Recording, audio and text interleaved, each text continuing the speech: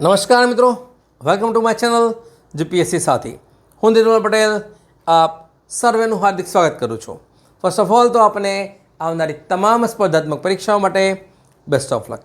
આ વિડીયોઝમાં આપણે વાત કરવાની છે એપ્રિલ મહિનાના મહત્ત્વપૂર્ણ કરંટ અફેર્સની, જેના અંતર્ગત આપણે વાત કરીશું sports, space technologies, rank, culture, static GK, ministry અને એન્વાયરમેન્ટની. આ વિડીયો એપ્રિલ મહિનાનો પાર્ટ 2 છે. આના પહેલાં પાર્ટ 1 અપલોડ કર્યો છે, જેમાં વાત કરી છે એપોઇન્ટમેન્ટ, એવોર્ડ, ડેઇઝ, ડિફેન્સ, રિપોર્ટ અને કોન્ફરન્સની. જો ના જોયો હોય તો જોઈ લેજો. આપણે દરેક મહિનાના 2 વિડીયોઝ બનાવીએ છીએ. 2 વિડીયોઝ પણ પ્રોપર સ્લોટ વાઇઝ અથવા તો ટોપિક વાઇઝ હોય છે. માની લો આપની પાસે સમય છે, એક્ઝામમાં જો વાર છે, તો આપણે વિડીયોને પહેલાં એકવાર શાંતિથી જોવાનો છે અને બીજી વાર વિડીયો જોઈને એક પ્રોપર નોટ્સ બનાવી લેવાની છે.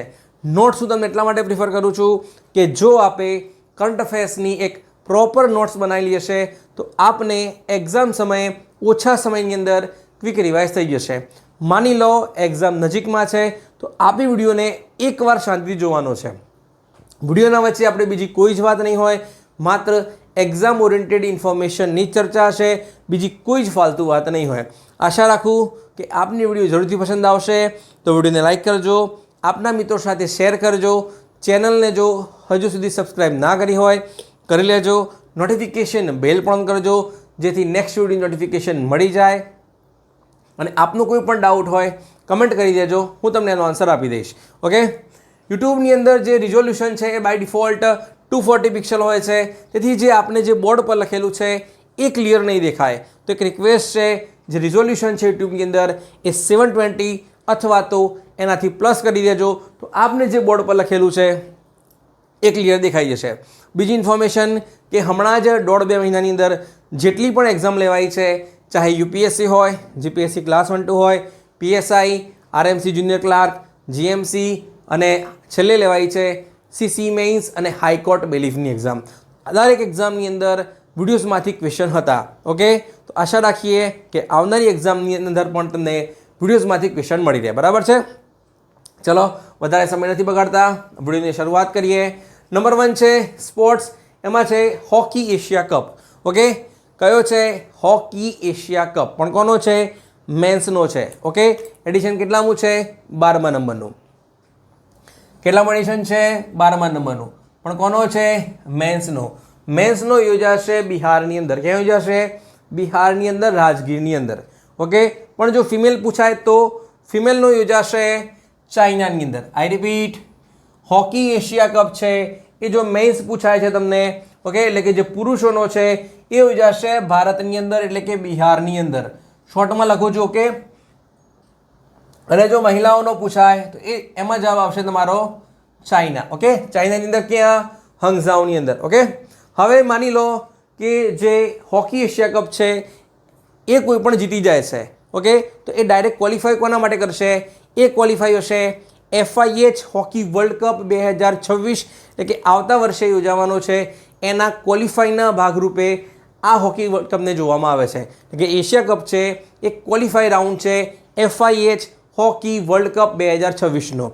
તો પ્રશ્ન છે FIH હોકી વર્લ્ડ કપ 2026નું આયોજન ક્યાં થશે? ખ્યાલ આવે છે? મેન્સની વાત થઈ રહી છે, ફિમેલની નહીં. એ યોજાશે એમ્સ્ટલવિન. આઈ રિપીટ, એમ્સ્ટલવિન. એમ્સ્ટલવિન ક્યાં છે? નેધરલેન્ડની અંદર. ઓકે, એમ્સ્ટરડેમ નહીં, એમ્સ્ટલવિન છે. ઓકે, ચલો પછી વાત કરીએ સેકન્ડ એશિયન યોગાસના ચેમ્પિયનશિપ. એ યોજાય છે નવી દિલ્હી ખાતે. ઓકે, ક્યાં યોજાઈ ગયો છે? નવી દિલ્હી ખાતે. એનું મેસ્કોટ છે યસ, એટલે કે સેકન્ડ એશિયન યોગાસના ચેમ્પિયનશિપ યોજાઈ નવી દિલ્હી ખાતે. એનું મેસ્કોટ હતું શિન્વા, SINVHA, એટલે કે શિન્વા હતું. બરાબર છે? ચલો હવે યોગાની વાત થઈ રહી છે તો હવે આવશે 11મો યોગા ડે. કયો આવશે? 11મો યોગા ડે. કઈ તારીખે છે? 21 જૂન 2025ના રોજ ઉજવાશે 11મો international day for yoga. Okay, એનું આયોજન ક્યાં થશે? ભારતની અંદર. એનું આયોજન થશે નેશનલ લેવલનું થશે આંધ્રપ્રદેશની અંદર, જ્યાં આપણા વડાપ્રધાન નરેન્દ્ર મોદી પોતે જવાના છે, બરાબર છે. તો આની થીમ શું છે? આની થીમ છે yoga for one earth and health. એટલે કે કઈ થીમ છે? Yoga for one earth and one health છે. કોની થીમ છે? 11મો યોગા ડે જે આંધ્રપ્રદેશની અંદર યોજાવાનો છે એની, બરાબર છે. ચલો પછી વાત કરીએ 20મો એશિયન ગેમ. એનું આયોજન ક્યાં થશે? આમ તો ડિક્લેર ક્યારનું થઈ ગયું છે, પણ હમણાં જ એનું એનાઉન્સમેન્ટ થયું છે કે 20મો જે એશિયન ગેમ્સ છે એની અંદર ક્રિકેટને શું કરવામાં આવશે? બરકરાર રાખવામાં આવશે. ધ્યાન કરજો, બરકરાર રાખવામાં આવશે, બરાબર છે. હવે એની અંદર પ્રથમવાર એક ગેમ સામેલ થવાની છે, એ છે મિક્સ માર્શલ આર્ટ. કઈ છે? Mix martial art. તો ક્યાં યોજાશે? એ યોજાશે એચી નાગોયાની અંદર. એચી નાગોયા ક્યાં છે? જાપાનની અંદર. કઈ જગ્યાએ? જાપાનની અંદર આયોજન થશે 20મો એશિયન ગેમ. એની અંદર પ્રથમવાર રમત સામેલ થશે. એ રમતનું નામ છે મિક્સ માર્શલ આર્ટ. કઈ છે? Mix martial art. Okay, martial આર્ટના ઉપરથી એક વસ્તુ છે તમારે ધ્યાન રાખવાની છે કે એક દેશ છે દુનિયાનો જેને મિક્સ માર્શલ આર્ટ છે એના ઉપર બેન લગાવ્યો હતો. ઓકે, અને રિસેન્ટલી એક બીજી રમત છે ચેસ, એના ઉપર પણ શું લગાવ્યો છે? બેન લગાવી રહ્યો છે, બરાબર છે. વાત થઈ રહી છે તાલિબાનની.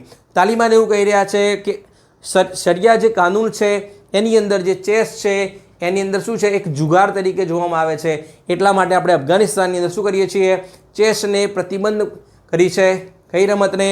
ચેસને. કયા દેશની અંદર? અફઘાનિસ્તાનની અંદર. કોણ બેન કરે છે? તાલિબાન બેન કરે છે. ઓકે, ચલો પછી વાત કરીએ T20ની અંદર 13,000+ રન. ઓકે, તો કોણે કર્યા છે? The one and only king Kohli. કોણ છે? કિંગ કોહલી. કે ના સમજતા, સિંગર નથી, કિંગ કોહલીની વાત થઈ રહી છે, શોર્ટમાં લખ્યું છે. ઓકે, હવે કિંગ કોહલી છે એ પ્રથમ ભારતીય બન્યો જેને T20ની અંદર 13,000 કરતાં પણ વધારે રન કર્યા છે. પણ દુનિયાની અંદર કેટલામો ખેલાડી છે? દુનિયાની અંદર ઓવરઓલ 5મા નંબરનો ખેલાડી છે જેને 13,000 કરતાં પણ રન વધારે પૂરા કર્યા હોય, પણ કોની અંદર? T20ની અંદર. ઓકે, પછી વાત કરીએ વૈભવ સૂર્યવંશી. જાણતા જશો આપ. ઓકે, IPLની અંદર, બરાબર. તો કયા ટીમનો ખેલાડી છે? એ છે રાજસ્થાન રોયલ. ઓકે, તો રાજસ્થાન રોયલની મેચ હતી. કોની સામે હતી? GT એટલે કે ગુજરાત ટાઇટન્સ સામેની. આ મેચ દરમિયાન વૈભવ સૂર્યવંશી એક રેકોર્ડ કર્યો છે જે IPLના ઇતિહાસની અંદર પ્રથમ ભારતીય બની ગયો છે. એટલે કે એ રેકોર્ડ છે સૌથી ઓછા બોલની અંદર સેન્ચુરી કરી છે. કેટલા બોલની અંદર? 35 બોલની અંદર 100 રન કર્યા છે. આઈ રિપીટ કે રાજસ્થાનનો જે ઓપનર ખેલાડી છે વૈભવ સૂર્યવંશી માત્ર 14 વર્ષનો છોકરો છે. એને ગુજરાત ટાઇટન્સ સામે, ધ્યાન રાખજો સામે ટીમ પર તમારે ધ્યાન રાખવાની છે, ગુજરાત ટાઇટન્સ સામે 35 બોલની અંદર શું કર્યા છે? સેન્ચુરી ફટકારી છે. ઓકે, ડેફિનેટલી કોઈ પણ રેકોર્ડ બનતો હોય તો એના પહેલાં કોઈ જૂનો રેકોર્ડ હશે ડેફિનેટલી. તો એના પહેલાં રેકોર્ડ હતો 2010ની અંદર. કોને બનાવ્યા હતા? એ બનાવ્યા હતા 37 બોલની અંદર 100 બનાવ્યા હતા. કોને? જે યુસુફ પઠાણ છે, આપણે કહીએ છીએ પઠાણ ભાઈઓ. ઓકે, એમને બનાવ્યા હતા, બરોડાના છે. એટલે કે યુસુફ પઠાણે 2010ની અંદર 37 બોલની અંદર 100 બનાવ્યા. આ તો વાત થઈ ભારતીય ખેલાડીઓ હોય એમને રેકોર્ડ બનાવ્યો હોય. પણ હું તમને પૂછું કે જો બીજો કોઈ ખેલાડી હોય વિદેશી જેને સૌથી ઓછા બોલની અંદર સેન્ચુરી કરી હોય તેવો કયો ખેલાડી છે? તો એ છે ક્રિસ ગેલ, જેને કર્યા છે 30 બોલની અંદર 100. આઈ રિપીટ, વિદેશી કોઈ ખેલાડી હોય જેને IPLની અંદર ઓછા બોલની અંદર સેન્ચુરી મારી હોય તો એ છે ક્રિસ ગેલ. 30 બોલની અંદર ભારતીય બની ગયો છે. હવે એ છે વૈભવ સૂર્યવંશી. ઓકે, કઈ ટીમનો ખેલાડી? રાજસ્થાન રોયલ્સનો ખેલાડી છે. પછી વાત કરીએ ખેલો ઇન્ડિયા પેરા ગેમ્સ. એડિશન કેટલામું હતું? બીજા નંબરનું એડિશન છે. યોજાયું ક્યાં? એનું આયોજન થાય છે નવી દિલ્હી ખાતે. ક્યાં થયું છે? નવી દિલ્હી ખાતે. એનું મેસ્કોટ છે, યસ, એનું મેસ્કોટ છે ઉજ્જવલા. શું છે? ઉજ્જવલા, એટલે કે સ્ક્વાયરલ છે, બરાબર છે. ચલો હવે મેડલ ટેલીમાં વાત કરી લઈએ. મેડલ ટેલીમાં છે નંબર 1 છે હરિયાણા, બીજા નંબર પર છે તમિલનાડુ. ગુજરાતનો ક્રમ કેટલો છે? 6થો નંબર છે. ધ્યાન કરજો, ગુજરાત છે 6થા નંબર પર. એટલે કે જે સેકન્ડ ખેલો ઇન્ડિયા પેરા ગેમ્સ છે એનું આયોજન થાય છે નવી દિલ્હી ખાતે, જેનું મેસ્કોટ છે ઉજ્જવલા. ઓકે, મેડલ ટેલીની વાત કરીએ તો એમાં નંબર 1 છે હરિયાણા, બીજા નંબર પર છે તમિલનાડુ અને ગુજરાતનો ક્રમ છે 6થા નંબરનો છે. ઓકે, પછી છે Khelo India youth game. Okay, કેટલામું એડિશન છે? 7મા નંબરનું. કયું છે? 7મા નંબરનું. એનું આયોજન ક્યાં થયું છે? બિહારની અંદર. ઓકે, એનું મેસ્કોટ છે, યસ, એનું મેસ્કોટ છે ગજસિંહા. શું છે? ગજસિંહા છે. ઓકે, ચલો મેડલ ટેલીમાં જોઈ લઈએ. એમાં નંબર 1 છે મહારાષ્ટ્ર, બીજા નંબર પર છે હરિયાણા અને ગુજરાતનો ક્રમ છે 21. આઈ રિપીટ કે 7મો ખેલો ઇન્ડિયા યુથ ગેમ યોજાયો જે ખાસ છે અંડર 18 માટે છે. ઓકે, એનું આયોજન થાય છે બિહારની અંદર. એનું મેસ્કોટ છે ગજસિંહા. કયું છે? ગજસિંહા. એમાં નંબર 1 છે મેડલ ટેલીમાં મહારાષ્ટ્ર, બીજા નંબરમાં છે હરિયાણા અને ગુજરાતનો ક્રમ છે 21મો નંબર છે. ઓકે, ચલો પછી વાત કરીએ બોક્સિંગ વર્લ્ડ કપ 2025. આનું આયોજન થાય છે બ્રાઝિલની અંદર. ક્યાં થયું છે? બ્રાઝિલની અંદર. ઓકે, આની અંદર કોઈ ભારતીય ફાઇનલમાં પહોંચ્યો હોય અને ફાઇનલમાં પહોંચીને ગોલ્ડ મેડલ જીત્યો હોય તો એ બન્યો છે હિતેશ ગુલિયા. કયો બન્યો છે? હિતેશ ગુલિયા. એટલે કે બોક્સિંગ વર્લ્ડ કપની ફાઇનલની અંદર જીતીને ગોલ્ડ મેડલ જીતનાર પ્રથમ ભારતીય બન્યો છે હિતેશ ગુલિયા. કયો બન્યો છે? હિતેશ ગુલિયા. હવે પ્રશ્ન છે એ કેટલી વેઇટ કેટેગરીની અંદર, જેમ કે કુસ્તી હોય, બોક્સિંગ હોય, તેમાં વેઇટ કેટેગરી હોય છે, રેસલિંગની અંદર પણ હોય છે. ઓકે, તો એ છે 70, એટલે કે 70 વેઇટ, 70 કિલોગ્રામ છે. એટલે કે જે હિતેશ ગુલિયા છે એ 70 કિલોગ્રામ વેઇટ કેટેગરીની અંદર બોક્સિંગ વર્લ્ડ કપની અંદર ગોલ્ડ મેડલ જીતનાર પ્રથમ ભારતીય બને છે. ઓકે, પછી વાત કરીએ IBSF વર્લ્ડ બિલિયર્ડ્સ ચેમ્પિયનશિપ. એનું આયોજન થાય છે આયર્લેન્ડની અંદર. ક્યાં થયું છે? આયર્લેન્ડની અંદર. ઓકે, હવે જ્યારે તમને બિલિયર્ડ અથવા સ્નૂકરનું જ્યારે કોઈ પ્રશ્ન આવે તો તમે જો કરંટ ના વાંચ્યું હોય તો તમને ડેફિનેટલી યાદ હોય કે કોણ જીતે? One and only Pankaj Advani હોય. ઓપ્શનની અંદર નંબર 1 પર તમે જવાબ ટીક કરી દો. પણ આનો જવાબ પંકજ અડવાણી નથી. આ જીતે છે સૌરવ કોઠારી. આઈ રિપીટ, સૌરભ ઘોષાલ નહીં, સૌરવ કોઠારી જીતે છે. કોણ જીતે છે? સૌરવ કોઠારી જીતે છે. પંકજ અડવાણીને હરાઈને જીતે છે. Okay, IBSF world billiards champion બને છે સૌરવ કોઠારી બને છે. ઓકે, ચલો પછી વાત કરીએ 2025 FIDE world school chess championship. I repeat, 2025 FIDE world school chess ચેમ્પિયનશિપનું આયોજન થાય છે સર્બિયાની અંદર. ક્યાં થયું છે? સર્બિયાની અંદર. ઓકે, અહીંયા જગ્યા નથી એટલા માટે હું ખાલી લોકેશન લખું છું, એનું વેન્યુ જ લખું છું, બરાબર છે. તો એનું આયોજન થાય છે સર્બિયાની અંદર. તો આની અંદર 6 કેટેગરી છે. કેટલી કેટેગરી છે? 6. એટલે કે under 7, under 9, under 11, under 13, under 15 અને અંડર 17 કેટેગરી છે. એટલે કે 6 કેટેગરી અંદર ભારતની દીકરીઓ ગઈ હતી, બરાબર છે.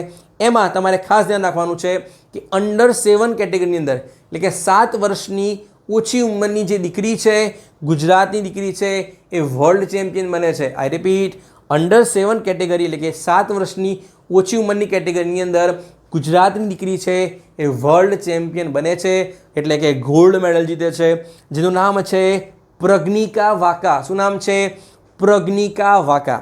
ઓકે, આઈ રિપીટ, પ્રજ્ઞિકા વાકા અંડર 7 કેટેગરીની અંદર શું બને છે?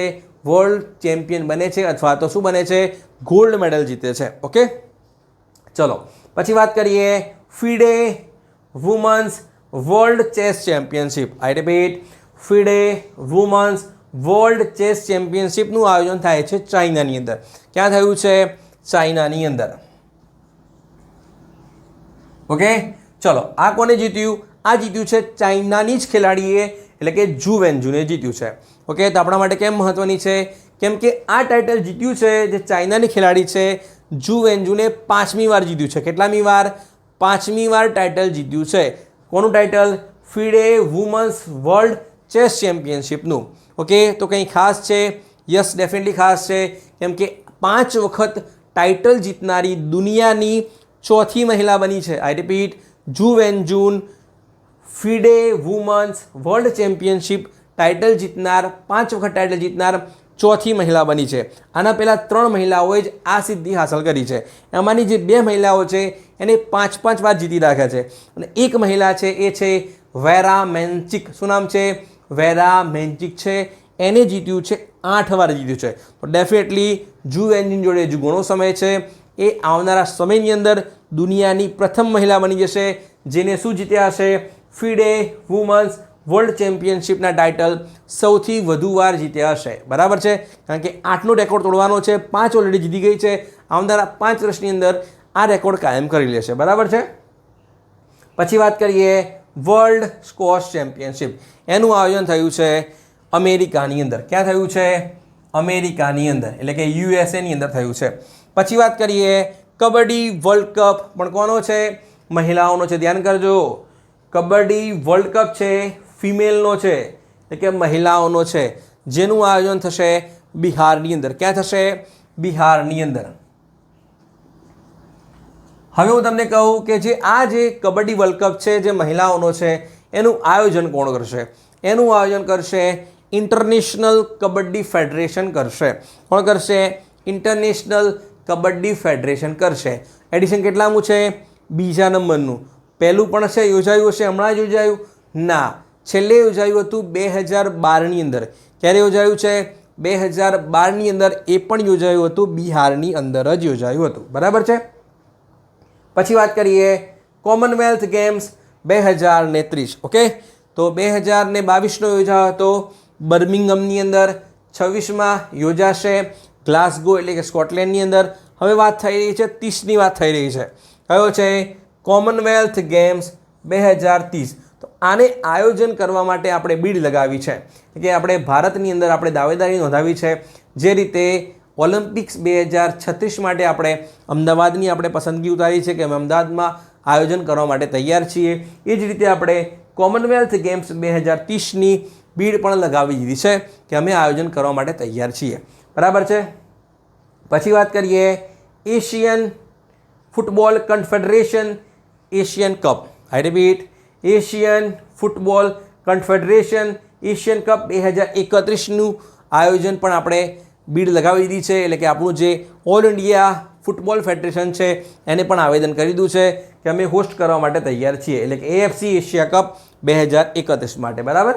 પછી વાત કરીએ Wisden's leading cricketer in the world 2024. એ કોણ બન્યા છે?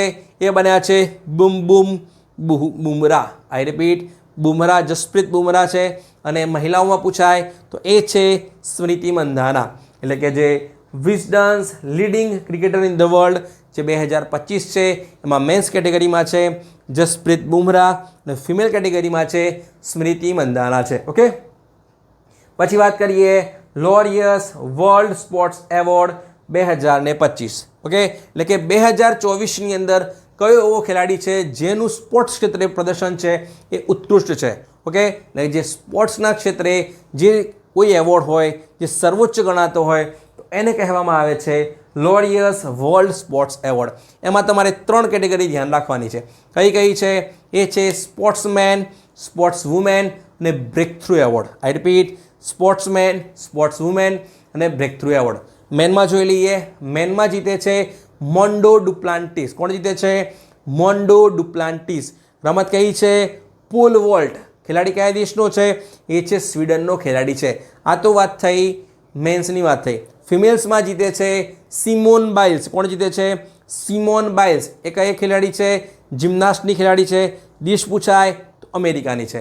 ત્રીજી કેટેગરી તમારે ધ્યાન રાખવાની છે એ છે breakthrough award of the year 2024.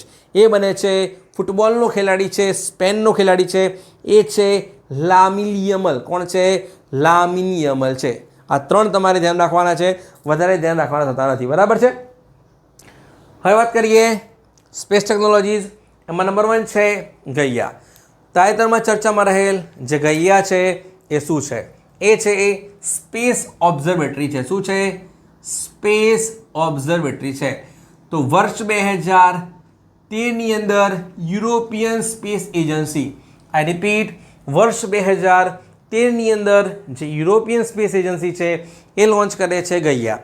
કેમ લોન્ચ કરી હતી? એ લોન્ચ કરી હતી આપણું જે આકાશગંગા છે એનું ફોર્મેશન કેવી રીતે થયું છે અથવા તો એનું ફ્યુચરિસ્ટિક શું છે એના રિસર્ચ માટે લોન્ચ કરી હતી, જે હમણાં શું કરી છે, રિટાયર કરી છે, એટલા માટે ન્યૂઝમાં હતી. પછી છે બુલસેઈ. તાજેતરમાં ચર્ચામાં રહેલ જે બુલસેઈ છે એ શું છે, આ પણ one type of new Galaxy છે. શું છે, ન્યૂ ગેલેક્સી છે. તો હમણાં જે હબલ સ્પેસ ટેલિસ્કોપ છે એને રિસર્ચ કર્યું કે જે બુલસેઈ છે એ આપણા મિલ્કી વે કરતાં 2.5 ગણી મોટી છે. શું છે, 2.5 ગણી મોટી છે, એટલે કે 2.5x છે આપણા આકાશગંગા કરતાં. પછી વાત કરીએ K2-18b. આપને પ્રશ્ન પૂછાશે કે તાજેતરની અંદર ચર્ચામાં રહેલ જે K2-18b છે એ શું છે? તો આ છે વન ટાઈપ ઓફ એક્ઝો પ્લેનેટ છે. શું છે, એક્ઝો પ્લેનેટ છે. ચલો, તો કેમ ઇન્ક્લુડ કર્યું છે સમજી લઈએ. તો આપ જાણતા હશો કે આપણા સૂર્યમંડળની બહાર જેટલા પણ ગ્રહો હોય તો એને કહેવામાં આવે છે એક્ઝો પ્લેનેટ કહેવામાં આવે છે. એટલે કે વર્ષ 1960થી લઈને અત્યાર સુધી કેટલા 5800 કરતાં પણ વધારે પ્લેનેટ શોધાયા છે. ઓકે, જેને કહેવામાં આવે છે એક્ઝો પ્લેનેટ, જે આપણા સૂર્યમંડળ કરતાં શું છે, બહાર છે. એટલે કે એ શું કરી રહ્યા છે, બીજા કોઈ સૂર્યને ઓર્બિટ કરી રહ્યા છે. આપણા સૂર્યમંડળની વાત થતી નથી. ઓકે, આપણા જે 8 ગ્રહો છે એ આપણા સૂર્યને ઓર્બિટ કરે છે, પણ જે એક્ઝો પ્લેનેટ એટલે કે એમનો કોઈ સૂર્ય છે એને ઓર્બિટ અથવા તો ચક્કર લગાવતા છે. ઓકે, ક્લિયર થઈ ગયું આટલું. હવે જે K2-18b છે, આઈ રિપીટ, હવે જે K2-18b છે એના ઉપર 2 ગેસની પુષ્ટિ કરી છે. એટલે કે આપણું જે જેમ્સ વેબ સ્પેસ ટેલિસ્કોપ છે કે નાસાનું છે એને 2 ગેસની પુષ્ટિ કરી છે. એ છે ડાયમિથાઇલ ડિસલ્ફાઇડ અને બીજું છે ડાયમિથાઇલ સલ્ફાઇડ. આઈ રિપીટ, નાસાના જેમ્સ વેબ સ્પેસ ટેલિસ્કોપ છે 2 ગેસની પુષ્ટિ કરી છે, ડાયમિથાઇલ ડિસલ્ફાઇડ અને ડાયમિથાઇલ સલ્ફાઇડ. તો આ 2 ગેસ કેમ ઇમ્પોર્ટન્ટ છે?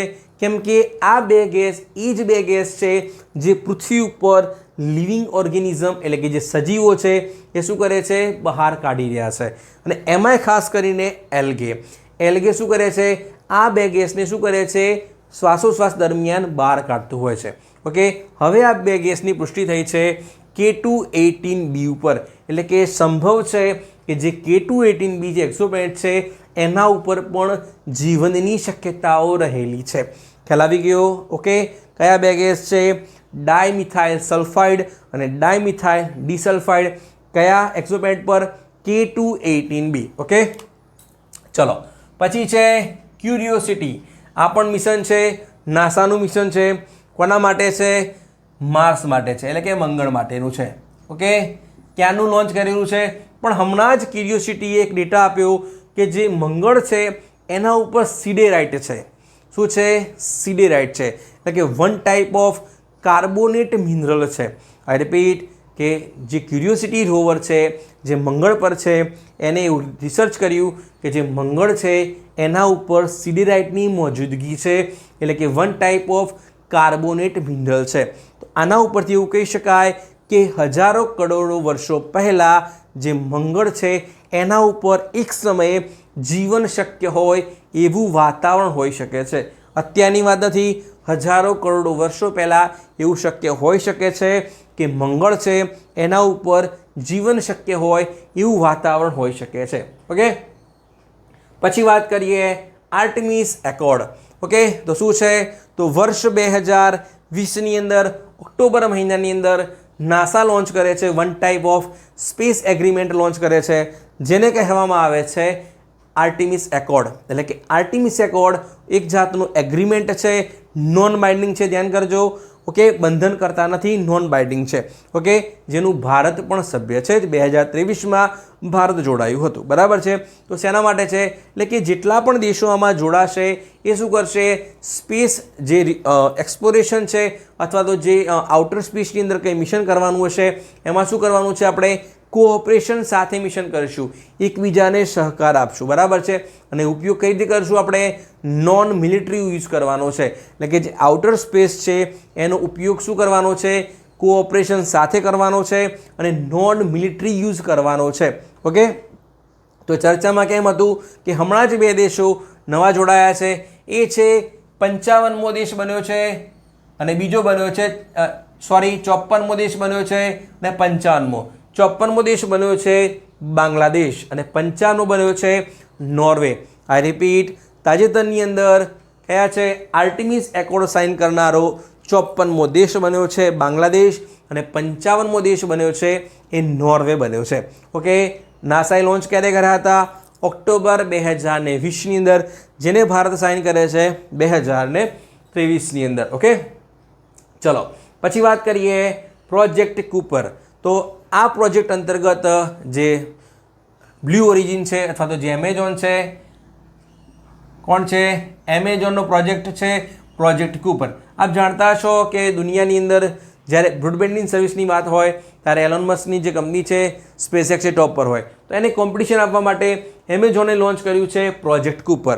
એના અંતર્ગત ક્યુપર એટલાસ 1 મિશન લોન્ચ કર્યું છે, એટલે કે જે હવે શું કરશે એમેઝોન ગ્લોબલ બ્રોડબેન્ડ સર્વિસની અંદર એન્ટ્રી લેવા જઈ રહ્યું છે. બરાબર છે. પછી વાત કરીએ all women crew mission. Okay, તો વર્ષ 1963 પછી પ્રથમવાર, એટલે કે 1963ની અંદર વેલેન્ટિના તેરેશ્કોવા એમનું જે મિશન હતું એ ઓલ વુમેન ક્રૂ મિશન હતું. એના પછી પ્રથમવાર કોઈ કંપની છે જે all women crew mission launch કરે છે. એટલે વન ટાઈપ ઓફ ટુરિઝમ માટેનું છે, સ્પેસ ટુરિઝમ માટેનું છે. તો કોણ લોન્ચ કરે છે? આ લોન્ચ કરે છે બ્લુ ઓરિજિન. કોણ લોન્ચ કરે છે? Blue origin. બ્લુ ઓરિજિન કોની કંપની છે? તો એ છે જેફ બેઝોસની કંપની છે, એટલે કે એમેઝોનના ફાઉન્ડર કહી શકો છો, એમની જ કંપની છે. કઈ છે? Blue origin. ઓકે, તો 6 મહિલાઓને મોકલી હતી. એક સિંગર છે કેટી પેરી અને એમની ફિયાન્સે છે લોરેન સાન્ચેઝ. ઓકે, તો રોકેટ કયું યુઝ કર્યું હતું એમને રોકેટ યુઝ કર્યું છે ન્યૂ શેફર્ડ રોકેટ છે. કયું છે? ન્યૂ શેફર્ડ રોકેટ છે. પછી વાત કરીએ આર્યભટ્ટ. તો ભારતે બનાવેલો પ્રથમ જો કોઈ સેટેલાઇટ હોય તો એ છે આર્યભટ્ટ. ઓકે, આઈ રિપીટ, ભારતે બનાવેલો પ્રથમ સેટેલાઇટ હોય તો એ છે આર્યભટ્ટ. બરાબર. તો એને લોન્ચ કોણે કર્યો હતો? એને લોન્ચ કર્યો હતો યુએસએસઆરે. ઓકે, કોણે લોન્ચ કર્યો? યુએસએસઆરે. ઓકે, ક્યારે? એપ્રિલ 1975ની અંદર.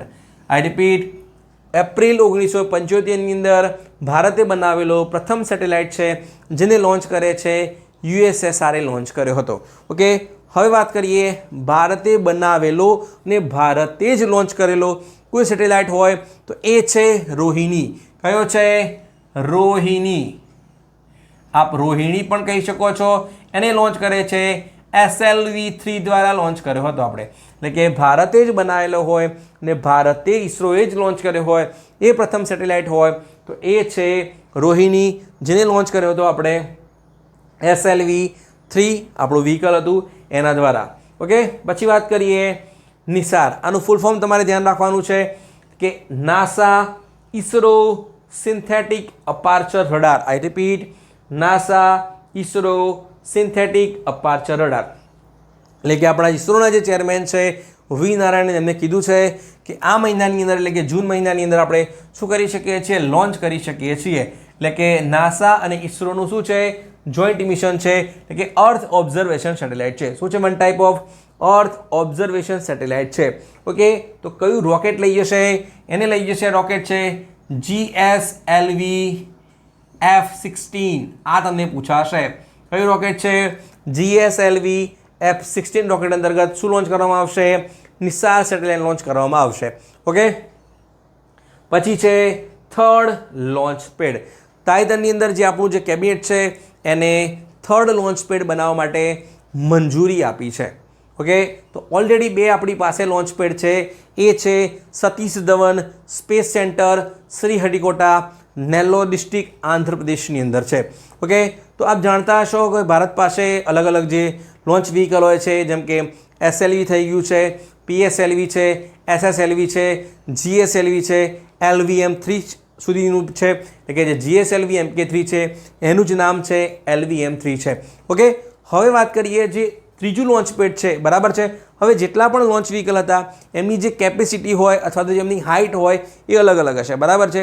પણ હવે જે બે જે લોન્ચપેડ છે એ હેવી જે વ્હીકલ હોય અથવા તો જેની હાઇટ વધારે હોય એમને લઈ જવા માટે સક્ષમ નથી અથવા તો એમને લોન્ચ કરવા માટે સક્ષમ નથી.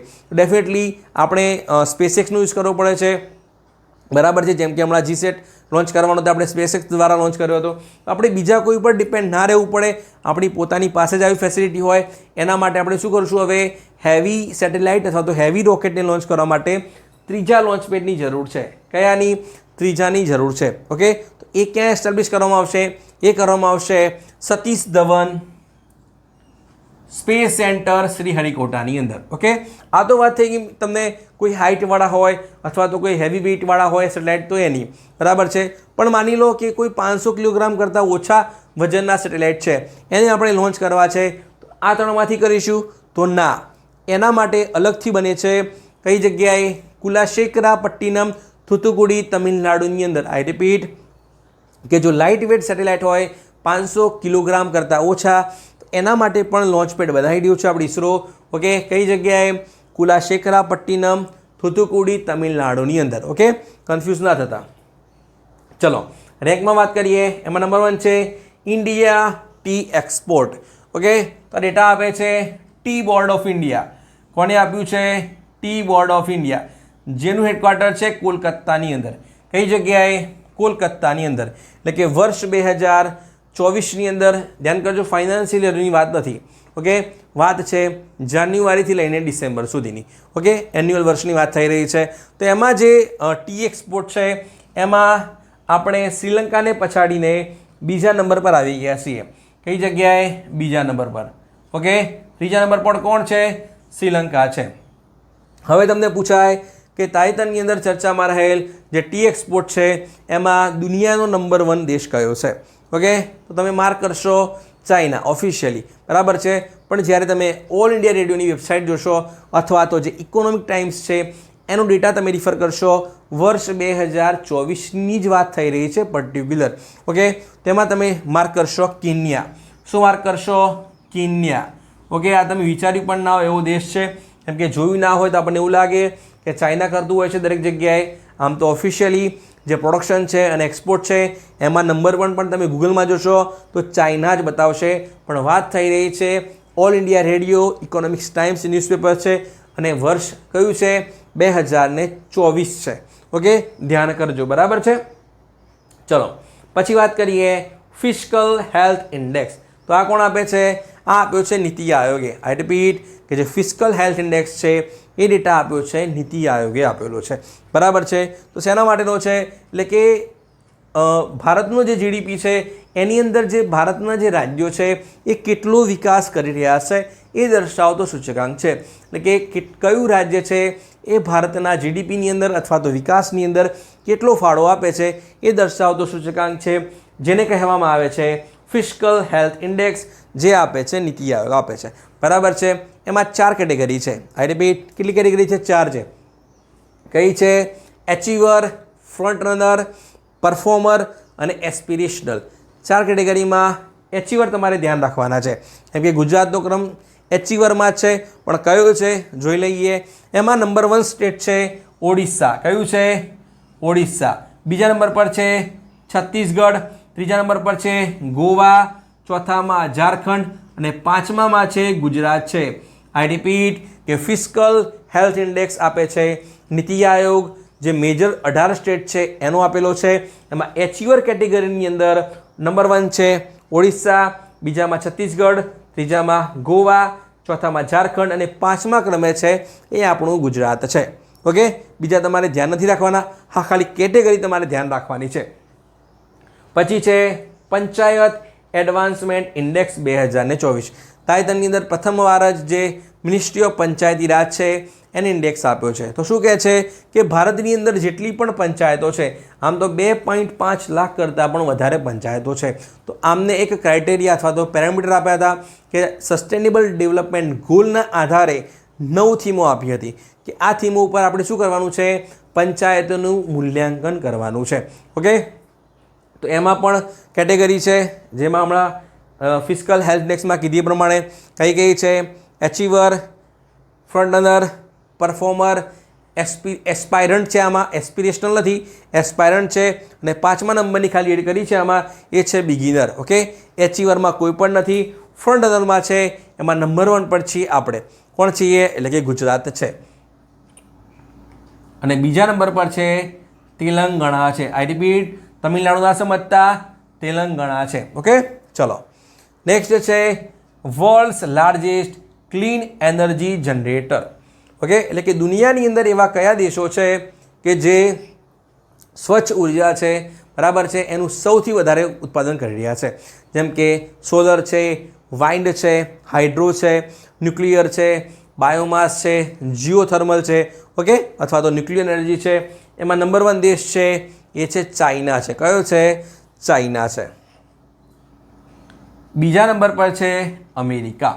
ત્રીજા નંબર પર કોણ છે? ત્રીજા નંબર પર છે ભારત. કયો છે? ભારત. અને ચોથા નંબર પર છે, એ તમારા માટે મહત્વનું છે, તમને પ્રશ્ન પૂછાશે કે તાજેતરની અંદર ભારતે કયા દેશને ઓવરટેક કરીને જે world largest clean energy generator છે એમાં ત્રીજું સ્થાન મેળવ્યું છે? તો એ છે જર્મની. કયો છે? જર્મની. એટલે કે આપણે જર્મનીને પાછળ રાખીને દુનિયાનો ત્રીજો દેશ બની ગયા કે જેની અંદર સૌથી વધુ શું કરી રહ્યા છે? ક્લીન એનર્જીનું ઉત્પાદન કરી રહ્યા છીએ. ક્લિયર એટલે સુધી? ચલો કલ્ચરની વાત કરીએ. ધ્યાન રાખજો, લખ્યું નથી મેં કલ્ચર, પણ કલ્ચર છે આ. આમાં નંબર 1 છે રામાકીન. ઓકે, તો દુનિયા આજે નહીં તો કાલે ભારતનું જે સનાતન છે એને એક્સેપ્ટ કરે જ છે. ઓકે, એશિયન કન્ટ્રીઝ તો એક્સેપ્ટ કરે જ છે, એમાં કોઈ બેમત નથી. પણ દુનિયા પણ ઇન ફ્યુચરમાં અપનાવશે જ કે સનાતન છે તો બધું છે. બરાબર, ચલો એમાં શરૂઆત કરીએ. રામાકીન. તો તાજેતરની અંદર જે આપણા વડાપ્રધાન છે નરેન્દ્ર મોદીજી એ થાઈલેન્ડ ગયા હતા. તેમને શું કર્યું હતું? રામાકીન નિહાળી. એટલે કે જે થાઈ વર્ઝન છે, જે રામાયણ છે, એને કહેવામાં આવે છે રામાકીન છે. એટલે કે જે થાઈલેન્ડનું જે નેશનલ મહાકાવ્ય, રાષ્ટ્રીય મહાકાવ્ય હોય એમાંનું એક છે, એ છે રામાકીન છે. કયું છે? રામાકીન છે. પણ કયા દેશની વાત થઈ રહી છે? થાઈલેન્ડની વાત થઈ રહી છે. ઓકે, ચલો તો બીજો કોઈ દેશ છે? યસ, આમ તો આસિયાનના કન્ટ્રીઝ છે, દરેક જગ્યાએ રામાયણ પ્રચલિત જ છે. ઓકે, ચલો એમાં એક બીજો દેશ છે તમારે ધ્યાન રાખવાનું છે, લાઓસ છે. એની અંદર છે એને કહેવાય છે ફ્રાલક ફ્રારામ. કહેવાય છે શું કહેવાય છે? રામાયણને ફ્રાલક ફ્રારામ કહેવામાં આવે છે. ઓકે, પછી વાત કરીએ ખૂબ જ મહત્વનું, એ છે UNESCO memory of the world register. મેં તમને હમણાં જ કીધું કે દુનિયા આજે નહીં તો કાલે સનાતનને એક્સેપ્ટ કર્યા વગર છૂટકો નથી. બરાબર છે? ઓકે, ચલો એમાંનું છે યુનેસ્કોએ. તો હમણાં જે યુનેસ્કો છે એટલે કે United nation educational scientific and cultural organisations, જેનું હેડક્વાર્ટર ક્યાં છે? પેરિસની અંદર છે. ઓકે, ક્યાં છે? પેરિસની અંદર છે. તમારે ફૂલ ફોર્મ પણ ધ્યાન રાખવાના છે, કેમ કે હમણાં જે પીએસઆઈની એક્ઝામ ગઈ એમાં ઓછામાં ઓછા 8 થી 10 તો ફૂલ ફોર્મ પૂછ્યા છે. બરાબર છે? એટલે ફૂલ ફોર્મ તમારે ખાસ ધ્યાન રાખવાના છે. એટલે કે હમણાં જે યુનેસ્કો છે એને મેમરી ઓફ ધ વર્લ્ડ રજિસ્ટરની અંદર ભારતની કઈ 2 વસ્તુને સામેલ કરી છે? તો સમજીએ કે memory of the world register એટલે શું. એટલે કે દુનિયાની અંદર એવી કોઈ પણ વસ્તુ, આઈ રિપીટ, દુનિયાની અંદર એવી કોઈ પણ વસ્તુ કે જે માનવજાતનું ઉત્કૃષ્ટ વારસો હોય. બરાબર છે? એમાં તમે ફોટોગ્રાફ્સ, ઓડિયો, વિડીયો, મેપ્સ, મેન્યુસ્ક્રિપ્ટ અથવા તો કોઈ પણ બુક્સ હોય એને કન્સિડર કરી શકો છો. આ કેટેગરી યુનેસ્કો શરૂ કરે છે 1992ની અંદર, જેમાં 2024 અથવા 25ની અંદર 2025ની અંદર 74ને ઇન્ક્લુડ કરી છે. એમાં 2 છે એ ભારતની છે. કઈ છે? 2 વસ્તુ છે એ ભારતની છે. તો કઈ છે? યસ, ડેફિનેટલી મહાભારત પર્વ દરમિયાન ભગવાન શ્રી કૃષ્ણ અર્જુનને જે ઉપદેશ આપે છે એને આપણે કહીએ છીએ શ્રીમદ ભગવદ્ ગીતા, અથવા તો આપણે જય સંહિતા પણ કહીએ છીએ. ઓકે, તો એને ઇન્ક્લુડ કરી છે. એટલે કે ભગવદ્ ગીતા. અને બીજું છે ભરત મુનિ દ્વારા જે રચિત છે નાટ્યશાસ્ત્ર. કઈ છે? નાટ્યશાસ્ત્ર. ઓકે, કોણે લખ્યું છે? ભરત મુનિએ લખ્યું છે. ઓકે, આપણા માટે ખૂબ જ ગર્વની વાત છે, એમાંય ખાસ કરીને જ્યારે સનાતનની વાત હોય. ઓકે, ચલો પછી વાત કરીએ માધવપુર ગેડ ફેસ્ટિવલ. એટલે કે દર વર્ષે યોજાય છે માધવરાય ફેર. કઈ જગ્યાએ યોજાય છે? પોરબંદરની અંદર. ક્યાં યોજાય છે? પોરબંદરની અંદર. એટલે કે ભગવાન શ્રી કૃષ્ણ અને રૂકમણીના જે વિવાહ છે એમની યાદની અંદર મનાવવામાં આવે છે માધવરાય ફેર. પણ કઈ જગ્યાએ? પોરબંદરની અંદર. ઓકે, આ તમને પૂછાશે. ચલો પછી વાત કરીએ બાબા ગરિયા ફેસ્ટિવલ. ઓકે, આ કેવું ઉજવવામાં આવે છે? તો તાજેતરની અંદર જે બાબા ગરિયા ફેસ્ટિવલ છે એને પ્રથમવાર, એટલે કે કોઈ રાજ્ય છે એના ઇતિહાસની અંદર પ્રથમવાર બાબા ગરિયા ફેસ્ટિવલ છે એની ઉજવણી સ્ટેટ લેવલ પર કરવામાં આવી છે. ઓકે, વાત થઈ રહી છે ત્રિપુરાની. કોની વાત થઈ રહી છે? ત્રિપુરાની. ઓકે, ગરિયા પૂજા કહી શકો છો આપ. ઓકે, એટલે કે જે બાબા ગરિયા ફેસ્ટિવલ છે એ ત્રિપુરાના ઇતિહાસની અંદર પ્રથમવાર ઉજવણી કરવામાં આવી છે, સ્ટેટ લેવલે કરવામાં આવી છે. ઓકે, આને ઉજવે છે કઈ ટ્રાઇબ્સ, એટલે કઈ જાતિ દ્વારા ખાસ ઉજવવામાં આવે છે? એ ઉજવવામાં આવે છે કોકબોરોક ટ્રાઇબ દ્વારા. કઈ ટ્રાઇબ દ્વારા? કોકબોરોક ટ્રાઇબ દ્વારા. હવે તમને પૂછાશે કે તાજેતરની અંદર ચર્ચામાં રહેલ જે કોકબોરોક ટ્રાઇબ છે એ ભારતના કયા રાજ્યથી બિલોંગ કરે છે? તો એ બિલોંગ કરે છે ત્રિપુરાથી. ઓકે, કેમ કીધું પૂછાશે? કેમ કે આ જે કોકબોરોક ટ્રાઇબ્સ છે એમને ત્રિપુરાની ગવર્મેન્ટને રજૂઆત કરી છે કે હવે જે કોકબોરોક જે લખવાની જે તમારી જે સ્ક્રિપ્ટ છે આપણી એને તમે શું કરો કે જે નેટિવ ઇન્ડિયન લેંગ્વેજ છે, લિપિ છે, જે ચાહે દેવનાગરી હોય અથવા તો બેંગાલી લિપિ હોય, તો એ લિપિ તમે અપનાવો અને ભારત સરકારને એવું કહો તમે કે ભારતના બંધારણની 8મી અનુસૂચિમાં શું કરો? હવે સામેલ કરવામાં આવે. કોને કરવામાં આવે? કોકબોરોકને કરવામાં આવે. ઓકે, ચલો પછી વાત કરીએ 51 બીજુ મેલા. આ ક્યાં ઉજવવામાં આવ્યો છે? આપણો ઉજવવામાં આવ્યો છે ત્રિપુરાની અંદર. ક્યાં ઉજવવામાં આવ્યો છે? ત્રિપુરાની અંદર. પણ કઈ ટ્રાઇબ્સ દ્વારા? એ છે ચકમા ટ્રાઇબ્સ. કઈ છે? ચકમા ટ્રાઇબ્સ. તમારે ધ્યાન રાખવાની છે, બરાબર છે? ચલો પછી છે ખોંગજોમ ડે. ઓકે, ક્યારે મનાવવામાં આવે છે? એ મનાવવામાં આવે છે દર વર્ષે 23મી એપ્રિલે મનાવવામાં આવે છે. ઓકે, તો કયા રાજ્યની અંદર મનાવવામાં આવે છે? આ મનાવવામાં આવે છે મણિપુરની અંદર. ક્યાં મનાવવામાં આવે છે? મણિપુરની અંદર. કેમ મનાવવામાં આવે છે? કેમ કે 1891ની એંગ્લો મણિપુર વોરની અંદર જે શહીદ થયેલા જે શહીદો છે એમની યાદની અંદર મનાવવામાં આવે છે ખોંગજોમ ડે. ઓકે, કયા તારીખ છે? 23મી એપ્રિલ છે, બરાબર છે? પછી વાત કરીએ સાદ સુક મેન્સિયમ. આ કયા રાજ્યમાં મનાવવામાં આવે છે? આ એ જ રાજ્યમાં મનાવે છે. ત્યાં 3 જાતિઓ છે અથવા તો ત્યાં 3 ટ્રાઇબ્સ છે. એ છે ગારો, ખાસી એન્ડ જેન્તિયા. ઓકે, તો આ મનાવે છે ખાસી ટ્રાઇબ્સ મનાવે છે. કઈ ટ્રાઇબ્સ મનાવે છે? ખાસી. ઓકે, આપણે ટ્રાઇબ્સ કરીએ છીએ તો આપને આવડી જશે કે જે ખાસી ટ્રાઇબ્સ છે એ ભારતના કયા રાજ્યથી બિલોંગ કરે છે? ચલો, ક્યાં મનાવ્યો છે? શિલોંગની અંદર. તો શિલોંગ ક્યાં છે? યસ, મેઘાલયની અંદર. ઓકે, કઈ જગ્યાએ છે? મેઘાલયની અંદર છે. ઓકે, પછી વાત કરીએ સરહુલ ફેસ્ટિવલ. તો આ મનાવવામાં આવે છે, ચલો કઈ ટાઈપ્સ મનાવે છે? યસ, સંથાલ, મુંડા, હો, ઓરન ટાઈપ્સ દ્વારા મનાવવામાં આવે છે. પણ મુખ્યત્વે મનાવવામાં આવે છે ઝારખંડની અંદર. ક્યાં મનાવવામાં આવે છે? ઝારખંડની અંદર. ઓકે, અને જે છોટા નાગપુર જે રિજિયન છે એના અંદર પણ જે આ ટ્રાઇબ્સ છે એ મનાવતી હોય છે.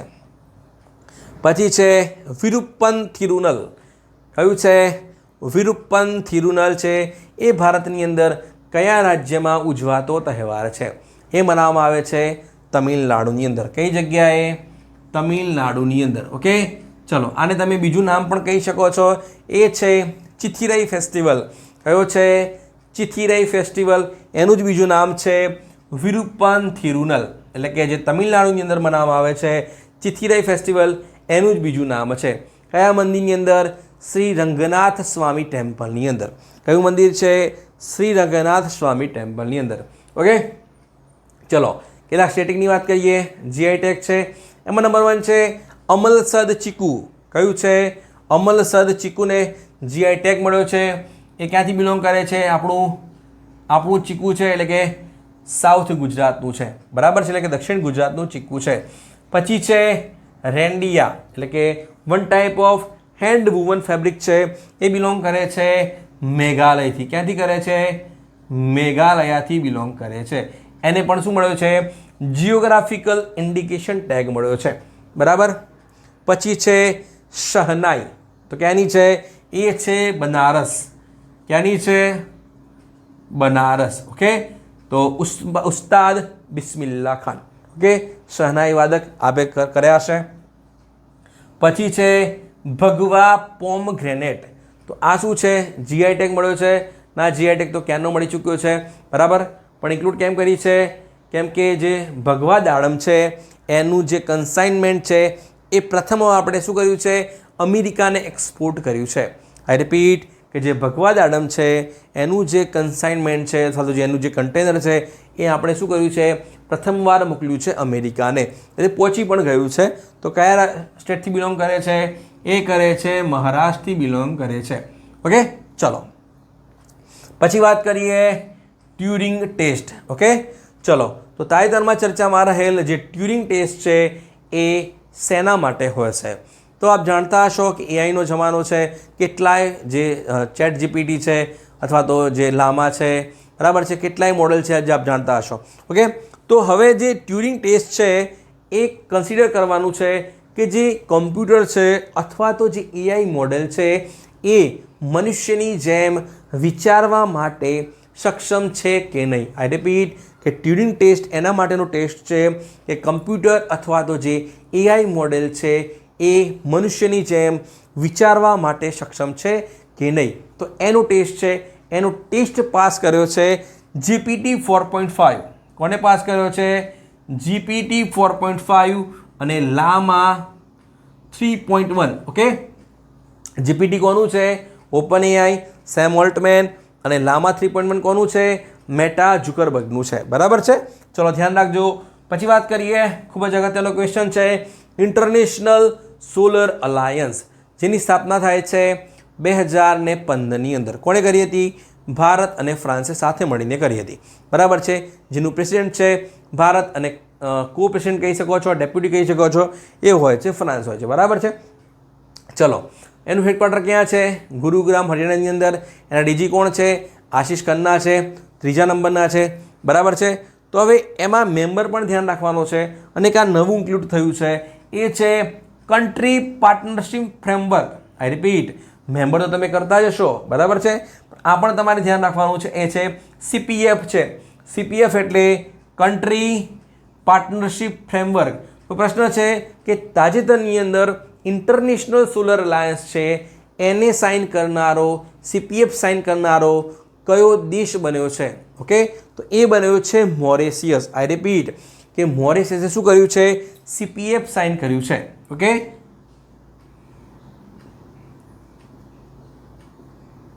ચલો, એટલે કે જે ઇન્ટરનેશનલ સોલર અલાયન્સનું કન્ટ્રી પાર્ટનરશિપ ફ્રેમવર્ક છે એ સાઇન કરનારો જે મોરેશિયસ છે એ પ્રથમ આફ્રિકન કન્ટ્રીઝ બન્યો છે. કયો બન્યો છે? પ્રથમ આફ્રિકન કન્ટ્રીઝ બન્યો છે. બરાબર છે. ઓવરઓલ પ્રથમ નહીં, ઓવરઓલ છે એ ચોથો બન્યો છે. કયો બન્યો છે? ચોથો. આના પહેલાં સાઇન કોણે કર્યું છે? બાંગ્લાદેશ, ભૂતાન અને ક્યુબાએ. આપ શોર્ટમાં બોલી શકો છો બીબીસી. શું બોલી શકો છો? બીબીસી. ઓકે. બ્રોડકાસ્ટિંગ ચેનલ નથી પણ તમારે યાદ રાખવાનું છે બીબીસી. એટલે કે બાંગ્લાદેશ, ભૂતાન અને ક્યુબાએ ઓલરેડી ઇન્ટરનેશનલ સોલર અલાયન્સ અંતર્ગત જે સીપીએફ છે, કન્ટ્રી પાર્ટનરશિપ જે ફ્રેમવર્ક છે એ સાઇન કર્યું છે. ઓકે.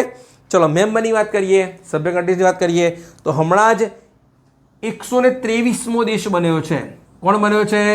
અંગોલા. કોણ બન્યો છે? અંગોલા. ચલો, આ એ જ અંગોલા છે જેની પાસે શું છે? અત્યારે આફ્રિકન યુનિયનની અધ્યક્ષતા છે. ઓકે. અને હમણાં પ્રેસિડેન્ટ છે, હમણાં જ ભારત આવ્યા હતા. બરાબર છે. ચલો, પછી વાત કરીએ મિનિસ્ટ્રી. એમાં નંબર 1 છે નેશનલ કોઓપરેટિવ પોલિસી. બરાબર છે. ત્યારની એ સરકારે કમિટી બનાવી હતી 2022ની. બરાબર છે.